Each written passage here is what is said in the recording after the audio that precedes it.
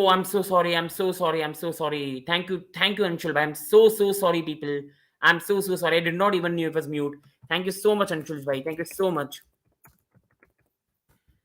It's happened first time. Thank you so much, Anshul Bhai, because this would have been an embarrassment. So thank you so much. And starting off today, as I was talking about, we're going to discuss on the Premier League. We're going to discuss on a lot more other stuff as well. And FPL, we're going to discuss on the 7 matches. We know a lot of matches have been postponed this week. Chelsea Liverpool was postponed. Manchester United versus Leeds was postponed. You had Brighton versus Palace postponed. So a lot of matches was postponed. We have 7 matches this week. And along with that, we'll go to the FPL deadline, which is 1.5 hours before the first game of this week. And in Indian Standard Time, that will be around 10:45 p.m. And at UK time, that will be around 7:45 in the night. But be honest, people, do get your lineups done before 1 hour, even before deadline. Otherwise, the thing will lag and you will be in trouble. So starting today and discussing on the first fixture that's taking place, that's Aston Villa versus Southampton. A very important fixture at a different spectrum of the table. We know that Aston Villa are really struggling right now. Steven Gerrard's job is in danger. So we know about that as well. And then we have Southampton, who are also lurking near the relegation zone, beat Chelsea, but lost to United.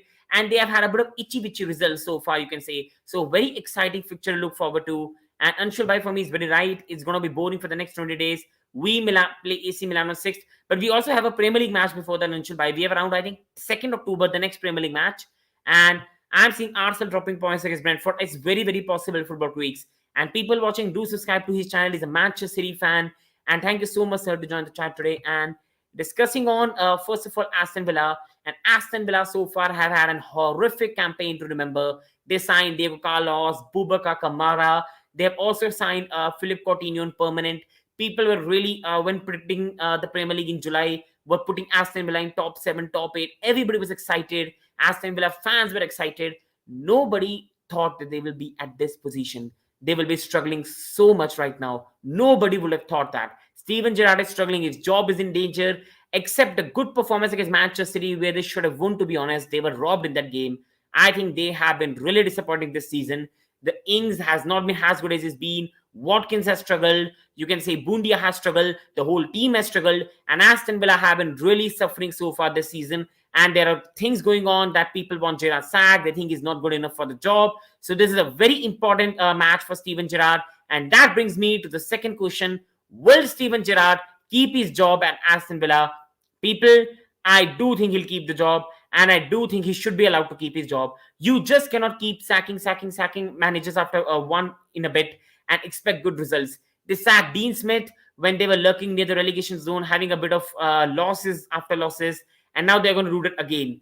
Will any manager want to come to Aston Villa right now with the way they're going on? Sack Dean Smith, sack Steven Gerrard. If you really believe in an inexperienced manager like Gerrard, then you have to give him time, or else it's another bad decision.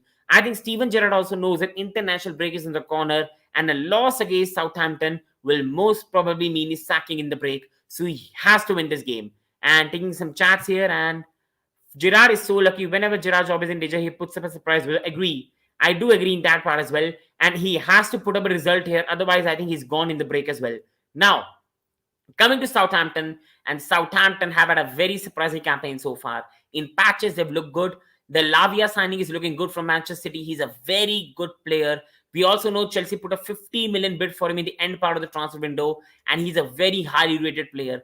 I think Bazunu, the goalkeeper, is looking good as well. Kotchap has been a very good addition at the centre back.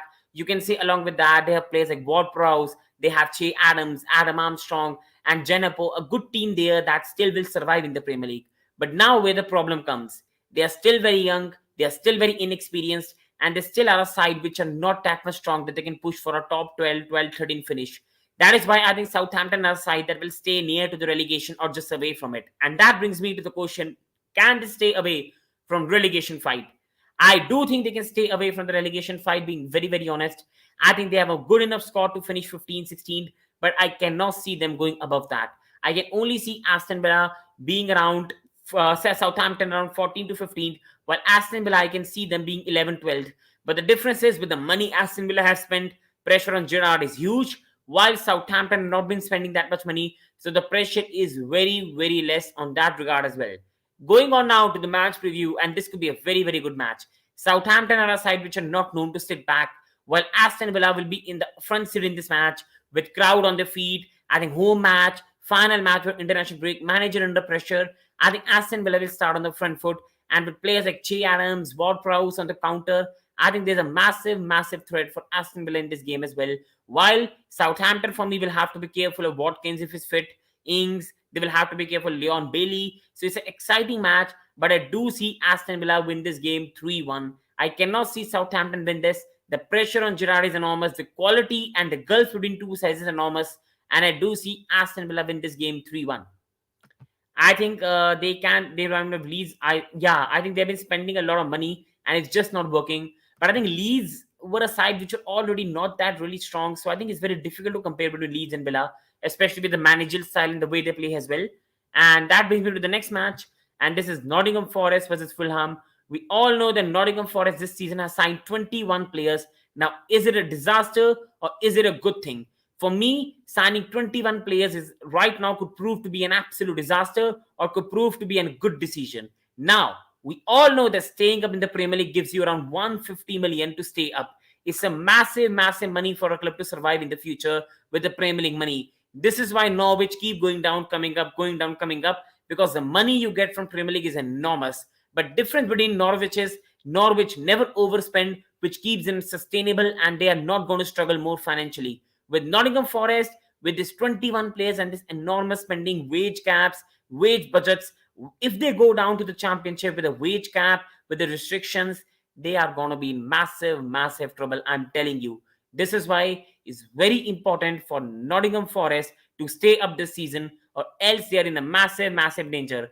Danny Ings shouldn't left Southampton and for Villa. I do agree, but I do see why he left because Villa were always a team that always strive for perfection and could have gone above Southampton. So I don't disagree on the decision of Danny Ings. And can they survive this season? Nottingham Forest, people, I don't think they'll survive. I'm so sorry. I don't see them surviving. The signings for me right now don't make sense. They haven't really kept up with any position. They've signed players with no identity. And for me right now, I think it's just very tough to see them surviving. But if they do, then well done to them. And I hope they do because they're a very historic team and I wish they stay in the Premier League. That brings me to Fulham. And Fulham have a very rich owner. Agreed.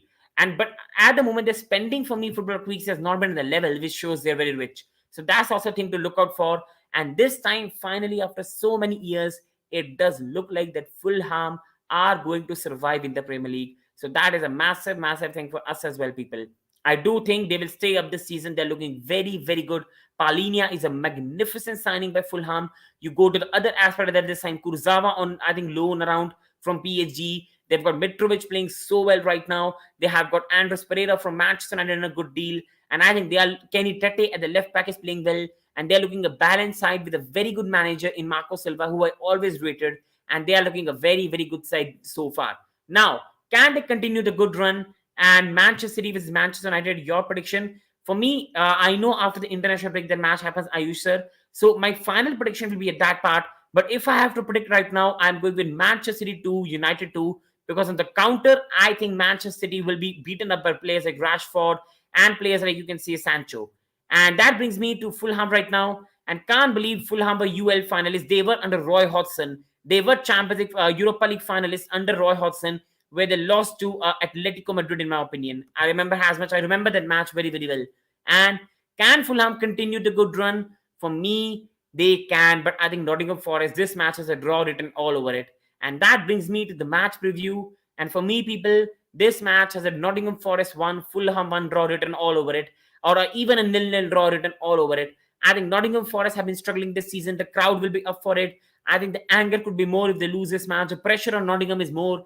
Fulham, for me, won't want to lose, especially against their own championship promoted team. And I think that is why both sides will really go for a draw. And I think it has a 0-0 or a 1-1 draw written all over it, in my humble opinion. That takes me to the next match. And next match is previewing Wolves versus Manchester City. Coming to the first topic, the Wolves' new look team and signings.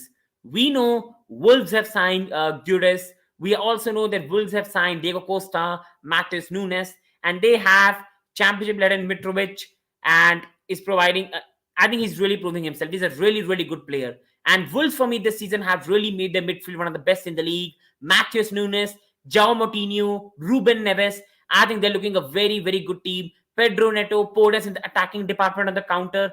I think slowly but surely they're looking a very, very good team right now. Podens, Neto, Jimenez, Diego Costa, Guedes. They've got Neves. They've got Moutinho. They've got, along with the Matheus Nunes, they've got Johnny at the right. They've also got El Nuri, Tillman, and Jose Sa, who's impressing as a goalkeeper. And so far, their side is looking very balanced. And with the signing of Nunes, they made the midfield very strong. But is Diego Costa at this age, with really not proving himself after leaving Chelsea, injuries, and not the same Costa, is Costa really going to even play the half of the level he did at Chelsea? Or is it going to be Costa coming for the last paycheck?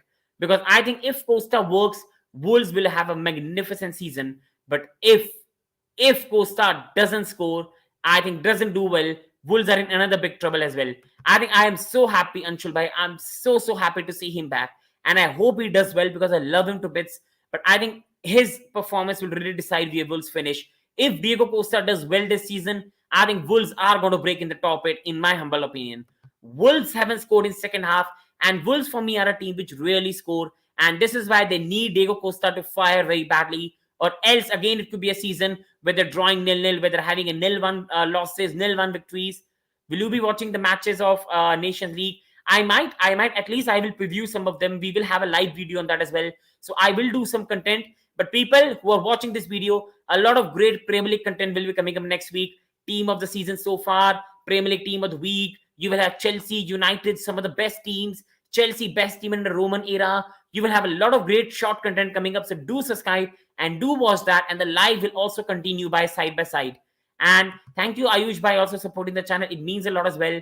And now, coming to the question, can Wolves really break into the top 8? For me, they are very capable of doing that because they are a very balanced side in terms of defense and midfield. They've also got a manager who has really been impressive. And I think they are very, very capable of doing that to the best way. So I think they are capable of doing that. But again, can they score goals? Will Neto score goals? Will Podens score goals? Will Adama Traore contribute from the bench? Will Jimenez and Costa do something? That is where I think their position will be decided. Can they? Yes. But will they? For me, sadly, I don't think that's going to happen.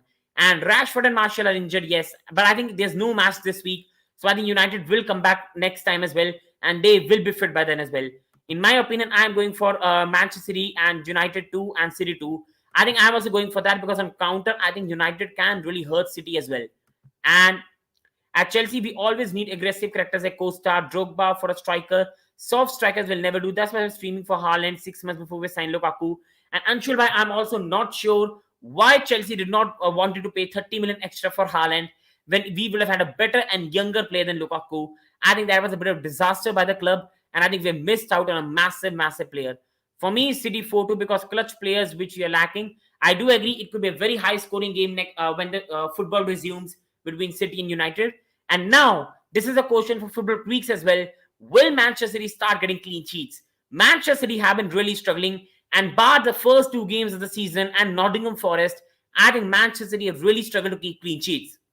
They have been conceding 3 against Newcastle, 2 against Palace. They conceded against Dortmund. They are struggling defensively on set pieces as well. Nathan Ake has been one of the better players for them in defense, but they are struggling. And this is where I think on counter, they could be really be threatened by Wolverhampton Wanderers.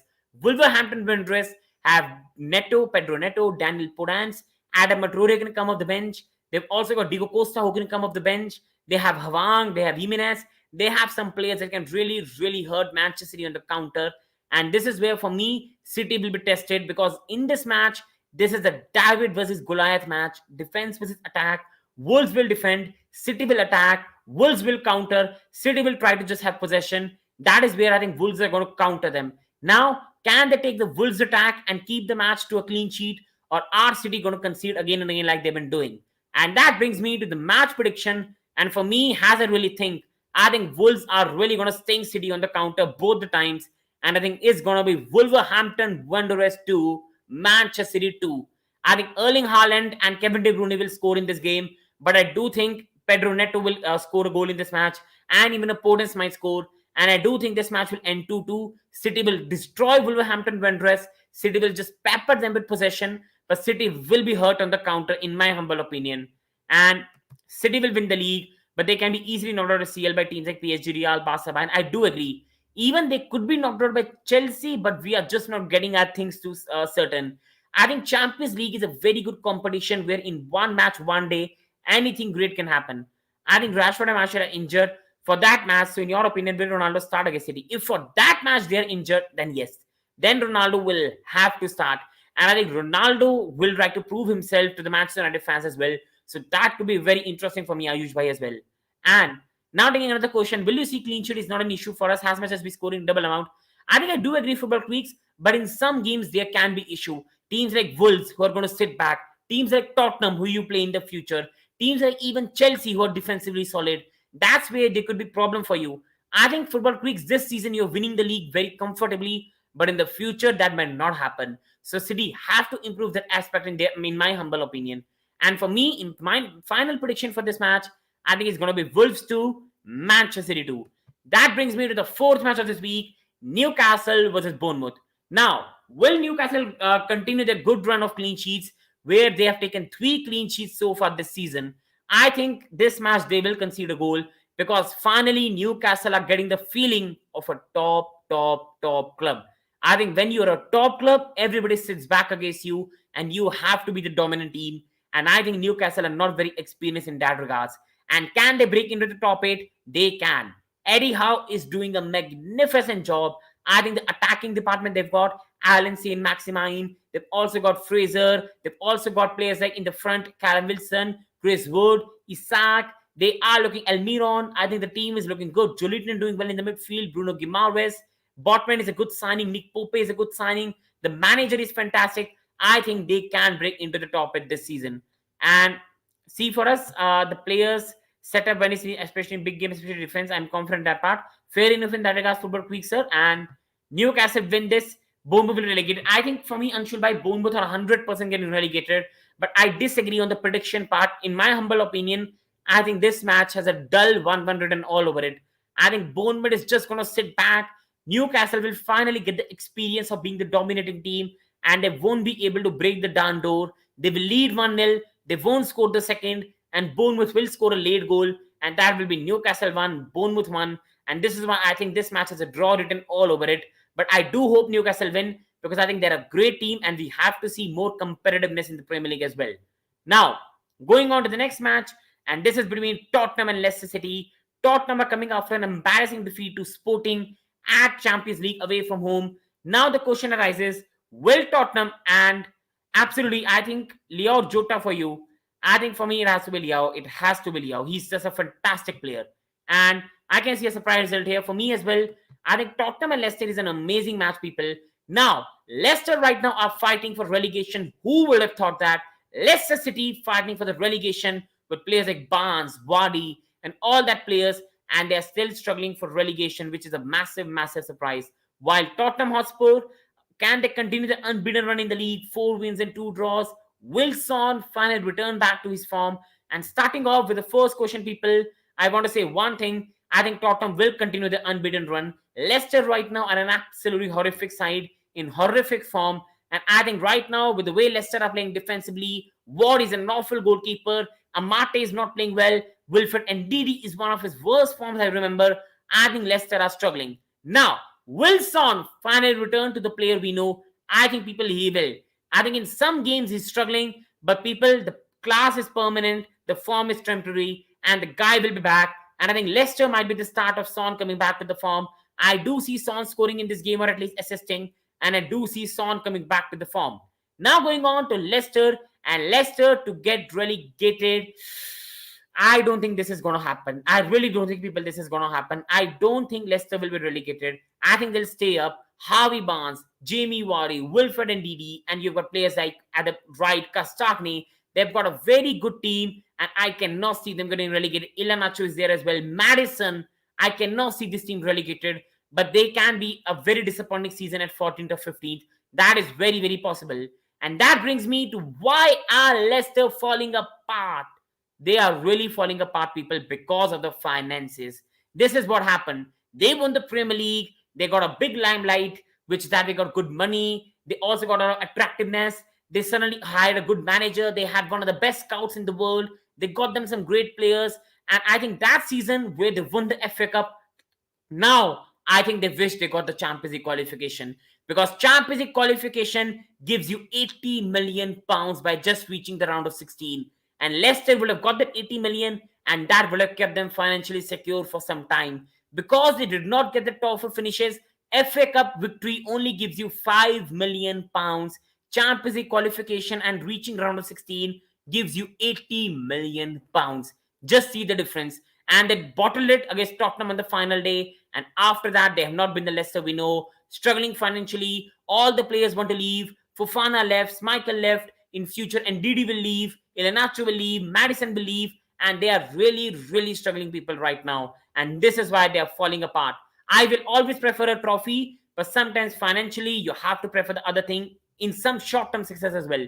And also, I think Leicester could have done both the things last season, but they celebrated too much that they forgot they had a Premier League game against Chelsea. And that brings me to the prediction of this match. People, I think Leicester will really step back. It's going to be defense versus attack. Harvey Barnes and Jamie Vardy on the counter for Leicester with Maddison, while Tottenham will have all the possession.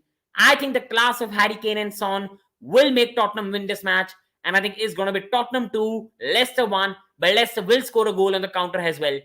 Taking some questions here, and taking some questions with the second people. Bournemouth can surprise Newcastle. I do agree. I think this could be a very, very good match, people.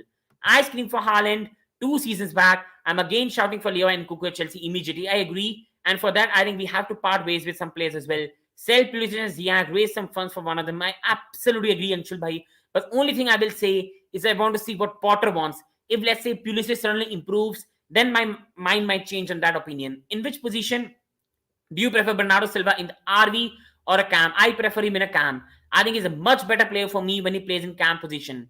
See, Haaland will eventually come to City before hitting the peak or after hitting the peak. His dream was to play for City. I do agree, football tweaks, but when City were not interested, he wanted to come to Chelsea. But because his agent at that time, sadly I won't say, but it's so sad. But Mino Raiola at that time, he wanted a bit more money for him, and this is why the deal was not happen. And sadly, we know about all that about Mino Raiola, and I hope the best. But sadly, for that, I won't talk about. But the thing is, at that time, the agent's fee was a problem between Chelsea and Haaland, and this is why Chelsea went for Romelu Lukaku. And now, let's go to the next picture. This is Brentford versus Arsenal. Will Arsenal stay top of the league?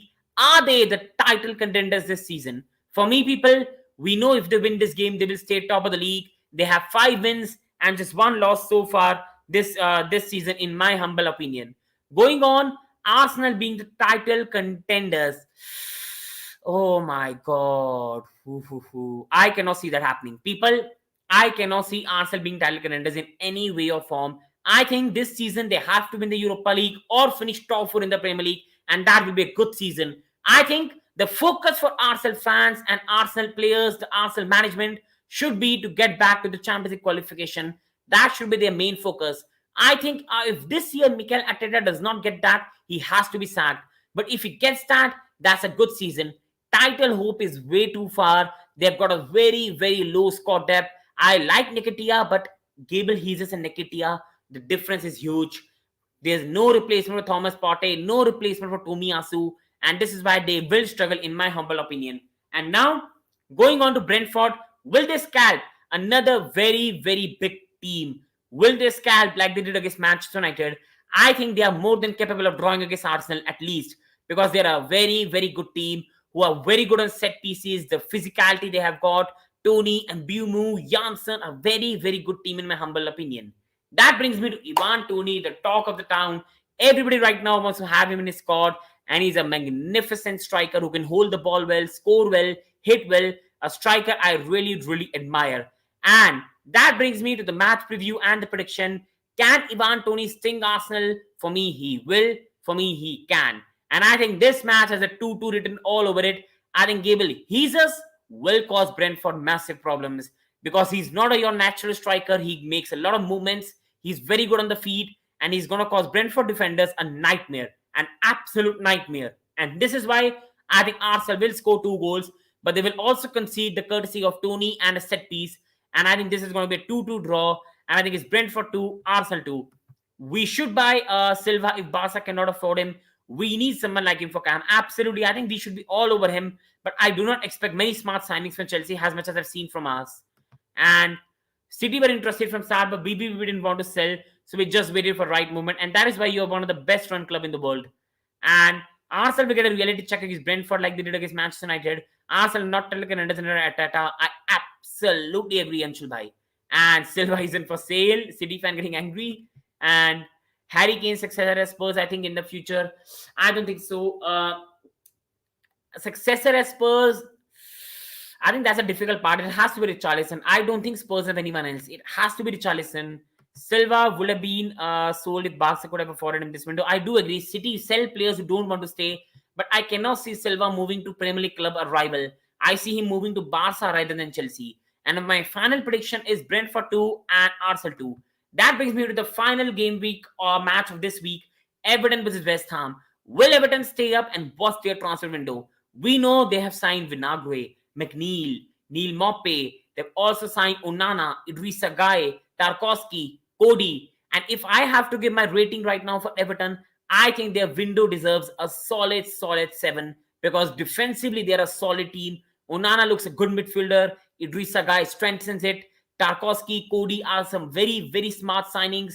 Vinagre could be a good backup. McNeil can really play at the left back, left wing, and he could be a very good option. I think Neil Moppe can do the job sometimes. He misses chances, but can be a good backup to Calvert-Lewin, a better backup than Rondon. And I think they've done a very good work this transfer window. Not a work which puts them in top 12, but a work where I think they'll stay up. I think the biggest thing about Everton people have been criticizing is they cannot score goals. I agree, but they will also not concede much. Everton this season are going to win a lot of games 1-0, 2-1, 1-0, 2-1, and that is where I think they're going to survive this season. And now, coming on towards West Ham, can they break into the top 6?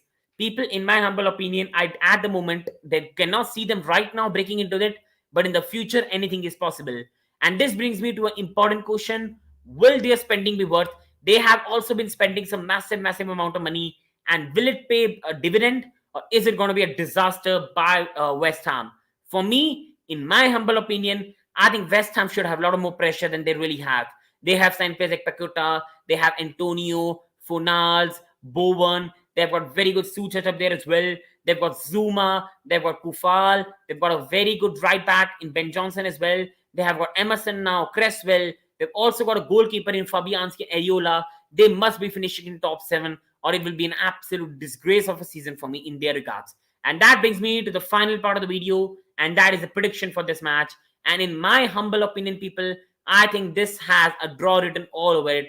Goodison Park is a very stressful place to go. Goodison Park bouncing, absolutely supporting the players, and Everton being defensively strong. I think it is a draw written all over it, and I think it's going to be a high scoring draw, people, in my humble opinion, because I do see Everton struggling from set pieces, because even if they've got Tarkowski, Cody, they have got Suchek, Rice, Antonio on the corner kicks, and I think Bowen is very good corner taker as well. While Everton have some very good players, creators in Demarai Gray, they have got Tarkowski, Cody on the corner kicks. I think this is going to be a very good watch, and I think this match is really going to be high scoring 2-2, where it won't be open football where teams will score from open play, but I think it's going to be set piece goals, but I think it's going to be Everton 2, and I think it's going to be West Ham 2. West Ham win this, but a draw is also possible. Absolutely agreed, sir. What I know is Silva will move to Benfica in the end as per Source City. Let's see if that happens.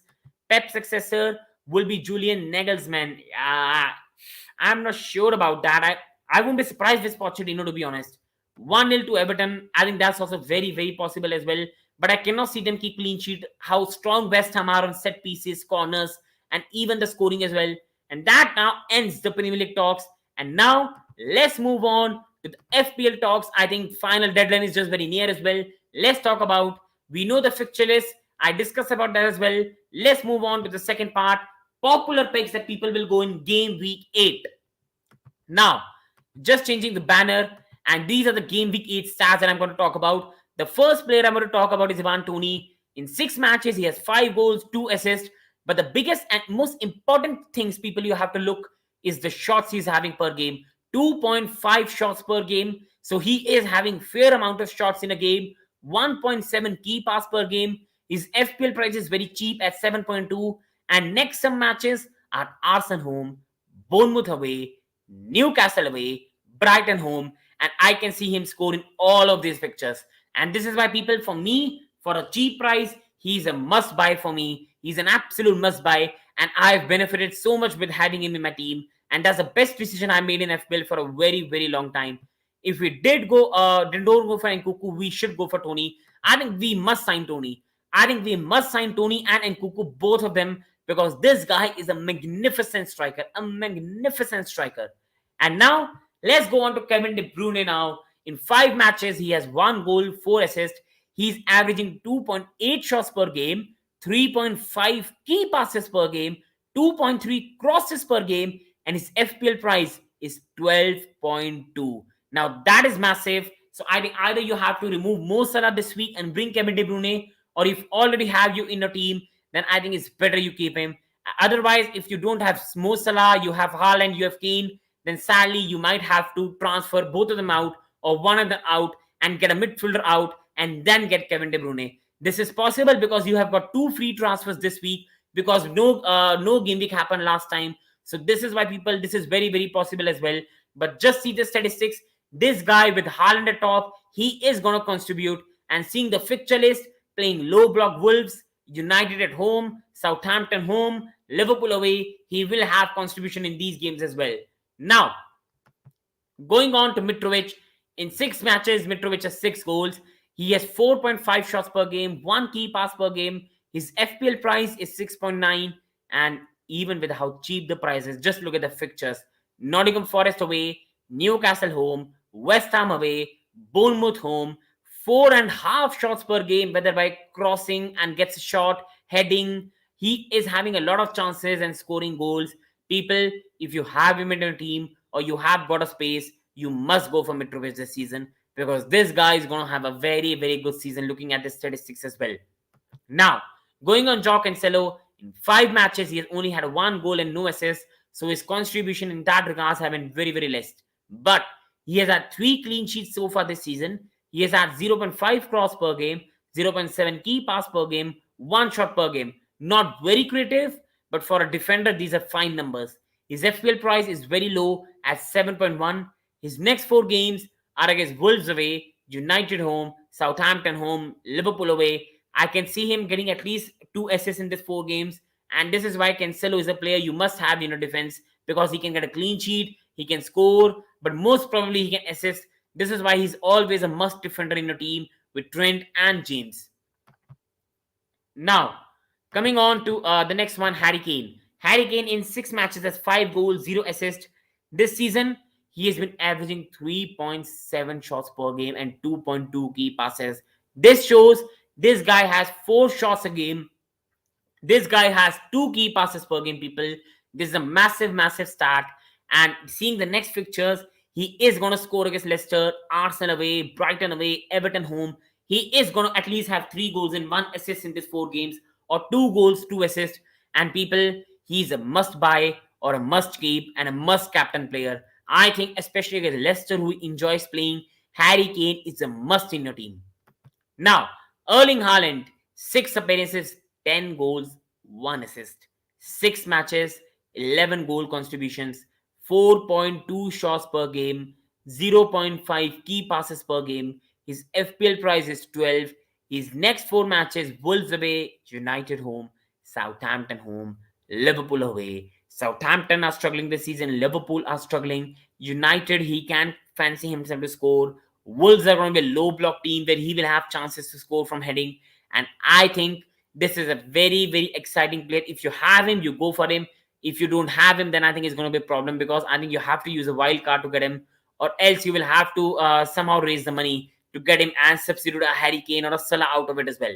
Now, going on to Gabriel Jesus, in 6 matches, this guy has 3 goals and 3 assists. He's been averaging 3.3 shots per game and 2.2 key passes per game. This also shows like Harry Kane, he contributes just not in goals, but assists, but in key passes, but in key movement of the team. And this is why this is a player that you must have at least in your team, or at least if you have him, you have to keep him. If you haven't got him, then you try to get him or at least the Odegaard, because these players from Arsenal are going to be very, very valuable. If you go towards his next some matches, Brentford away, I think he's going to score. Tottenham home, I think he will at least have an assist. Liverpool home, I think again a match where he will have an assist, and then Leeds. I think he's going to have contribution in all of these 4 games, whether even 4 assists. So he's a player you really must try and go for. Now, Heung-min Song has had an awful season. 6 matches, no goals, 1 assist. He has had an horrific season so far. But just look at the underlying numbers. 2.8 shots per game, 2.2 key passes per game, 1 cross per game. This guy is having shots and key passes per game. At some point it will click, and at some point he will do the work is expected. I think people Son will be back in some time. His form will be back. I'm not having him for this week. I'll have Harry Kane. So I'm not going for Son this week.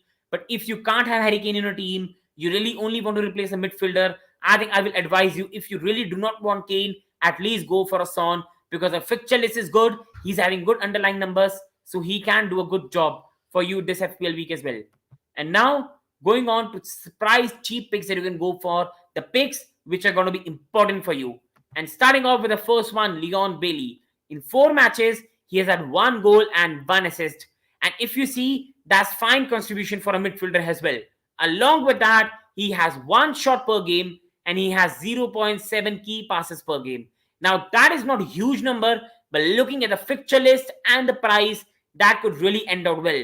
His FPL price is 4.7 and his next 4 games are Southampton home, Leeds away, Nottingham Forest away, Chelsea home. I can see him do well in all these games, and I can see him at least have 3 goal contributions in all these 4 games, and I can see him score against Southampton today. So I will say, for a cheap price, Leon Bailey is a must pick player for such cheap price to go for. Now, going on the next one, there's Brian Mbeumo. In 6 games, he has 2 goals and no assist, but he can score a fair amount of goals as well, and really has a very good partnership with Toney. He averages 2 shots per game, which is not bad, and he has 1.2 key passes per game, forming a great partnership with Toney. His FPL price is cheap at 6, and his next 4 games are Arsenal home, Bournemouth away, Newcastle away, Brighton home. The fixture list is good. He has a good partnership with Toney. He has a good enough shots in a game. He has good key passes in a game. He has started the season well, and I think he's a player you can go for if you don't have the budget for Toney. And now, going on the third one today, and this is Daniel Podens. In 4 matches, he has scored 2 goals so far this season. He has had 1.2 shots per game. He has had 1.8 key passes per game. This will show you that he really contributes in a game in a different manner. He can score goals for you. He can assist goals for you. And Podens can be a very good pick you can go for in this game week as well. And his FPL price is very cheap at 5.5. He's already scored 2 goals this season. And they are playing Manchester City at home, where on the counter, Podens can be very dangerous. He's also playing Newcastle away, a match where again Wolves will play on the counter, and he can do a very good job. And playing Chelsea away, where Chelsea are struggling, and Chelsea will be the side having all the possession. So Podens can be very dangerous. And Nottingham Forest at home, a fixture where again Podens will be expected to do well. I think Podens for cheap is a very good player to go with as well. What is your opinion on Marcus Edwards for Camp from Sporting Lisbon? You think he fit at Chelsea? I watched him. He was fantastic. But I think Anshul Bhai, right now, I want to watch more of him before I say that he should come to Chelsea. I think I want to watch more of him. So I think that is why I won't make an opinion now. I still will go with a more experienced player, but he is a very good talent of so far what I've watched. And any defender, I think is coming later in the video for Block Week. So do stay till the end. The defender is coming very shortly as well.